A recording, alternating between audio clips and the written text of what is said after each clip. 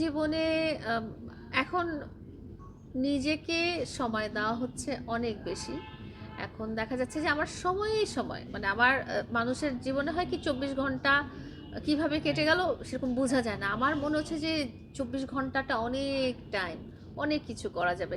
হাঁটা যাবে, খাওয়া যাবে, ঘুমানো যাবে, গল্প বই পড়া যাবে, গান শোনা যাবে, টিভি দেখা যাবে, সিনেমা দেখা যাবে, পরিবারকে সময় দেওয়া যাবে। এখন আমার অনেক বড় একটা টাইম। কারণ আপনি যখন নিজের দায়িত্ব ছাড়াও আরেকটা মানুষের দায়িত্ব নেন, তখন কিন্তু আপনার কাছে সময়টা একদম কম হয়ে থাকে। কারণ একটা মানুষ কিন্তু একটা মানুষ, সেই মানুষের দায়িত্বটা নেওয়া অনেক বড় ব্যাপার। তো ওই বড় রেসপন্সিবিলিটিটা যখন চলে যায়, তখন দেখা যায় যে লাইফে অনেকটাই এক একটা সময়ের এক এক রকম ভালো লাগা হয়। কিছু কিছু ব্যাপার আছে যে দুজনে অনেক এনজয় করা যায়, সেটা একরকম এনজয়।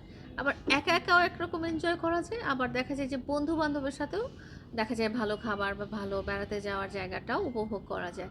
তো এক একটা জায়গার এক একটা মহিমা আর কি, এক এক রকম ফিলিংস।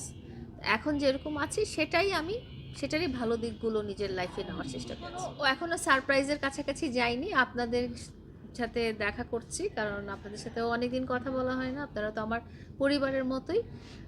আপনারাও কিন্তু আমার জন্য বড় সারপ্রাইজ। আমি বুঝতে পারছি না যে এটা মনে হয় সেলুনের সাথে লায়লার রাশিটা মনে হয় মিলে গেছে, কারণ আমি মনে হয় ১০০-২০০টা সেলুনের গ্র্যান্ড ওপেনিংয়ে গেছি।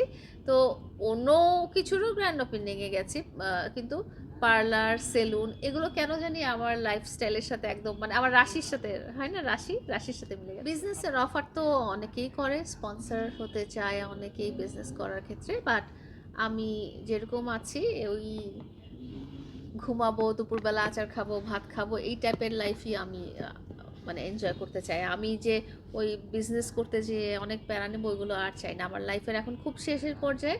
এখন যে কয়দিন বেঁচে থাকবো ওই কয়দিন আমি খুব আরাম করে থাকি। কেন আমার তো কাউকে শো অফ করার কিছু নাই। আমার লাইফে তো শো অফ করার কিছু নাই যে অন্যের, মানে নিজের জিনিস নিয়েও আমার চালাই দিতে হবে না, অন্যের জিনিস নিয়ে আমি কেন চালাই দিব বলেন।